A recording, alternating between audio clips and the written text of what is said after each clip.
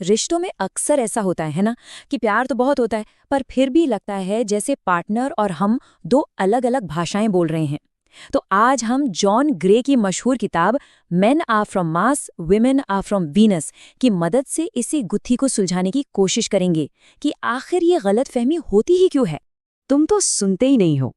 सुनने में तो ये बस चंद शब्द लगते हैं, लेकिन असल में ये रिश्तों में दीवारें खड़ी कर देते हैं। ये सिर्फ शब्दों की बात नहीं है, बल्कि उस एहसास की है कि किसी को अनदेखा किया जा रहा है और फिर दोनों ही साथी निराश और अकेला महसूस करने लगते हैं। तो सवाल ये है कि आखिर ऐसा होता क्यों है। जॉन ग्रे एक बहुत ही दिलचस्प आइडिया सामने रखते हैं। वो कहते हैं कि क्या हो अगर इसका असली कारण ये हो कि पुरुष और महिलाएं सच में दो अलग अलग दुनिया से आए हैं, जिनके सोचने और महसूस करने के तरीके बिल्कुल अलग हैं। तो चलिए, इस सफर में हम 4 जरूरी चीजों को समझेंगे।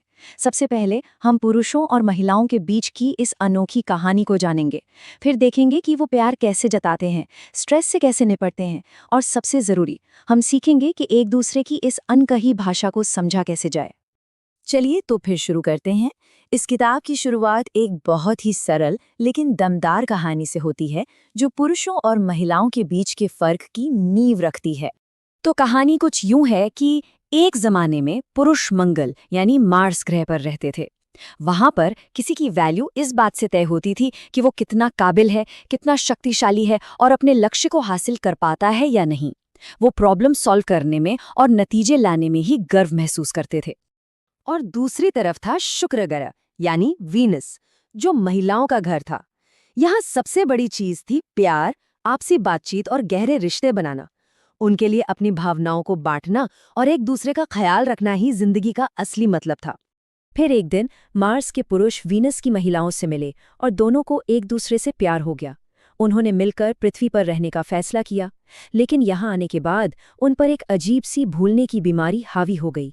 वो ये भूल गए कि वो अलग अलग दुनिया से आए थे और उनका अलग होना एकदम नेचुरल था, और बस यहीं से रिश्तों की ज्यादातर मुश्किलें शुरू होती हैं। हम ये उम्मीद करने लगते हैं कि हमारा पार्टनर ठीक हमारी तरह ही सोचेगा, महसूस करेगा और बर्ताव करेगा। अब आते हैं पहले बड़े अंतर पर। जिस तरह से पुरुष और महिलाएं अपना प्यार और परवाह दिखाते हैं, ये अक्सर गलतफहमियों की एक बहुत बड़ी वजह बनता है। तो जरा इन दोनों दुनिया की वैल्यूज को देखिए। मार्स पर कामयाबी का मतलब था नतीजे हासिल करना। पुरुषों को तब प्यार महसूस होता है जब वो किसी प्रॉब्लम को सॉल्व कर पाते हैं। वहीं वीनस पर कामयाबी का मतलब था प्यार और जुड़ाव महसूस करना। महिलाओं को तब प्यार महसूस होता है जब कोई उनकी भावनाओं को समझता है। इसी वजह से पुरुष नेचुरली मिस्टर फिक्सिट बन जाते हैं। जब वो अपने पार्टनर को परेशान देखते हैं तो उनका पहला काम होता है प्रॉब्लम का सल्यूशन देना। उनके लिए प्यार दिखाने का ये सबसे सीधा तरीका है। और जब कोई उन्हें बिना मांगे सलाह देता है तो उन्हें लगता है जैसे कोई उनकी काबिलियत पर सवार उठा रहा है। और इसके ठीक उलट महिलाएं द हेल्पर का रोल निभाती हैं। वीनस पर बिना मांगे मदद या सलाह देना प्यार और परवाह की निशानी है। वो सोचती है कि वो सुधार के लिए सुझाव देकर अपने पार्टनर की मदद कर रही है, जबकि पुरुष को लगता है कि उसे कंट्रोल किया जा रहा है या उसकी बुराई हो रही है। अब आते हैं अगले पॉइंट पर। जब बात स्ट्रेस से निपटने की हो, तो भी पुरुषों और महिलाओं के तरीकों में जमीन आसमान का फर्क होता है। जब कोई पुरुष तनाव में होता है तो वो अपनी गुफा में चला जाता है। अब ये कोई असली जगह नहीं है, बल्कि एक मेंटल स्टेट है। वो चुप हो जाता है, थोड़ा दूर हो जाता है और सिर्फ प्रॉब्लम पर फोकस करता है। वो तब तक अकेला रहना चाहता है जब तक उसे कोई हल न मिल जाए। तो ये प्रोसेस बिल्कुल सीधा है।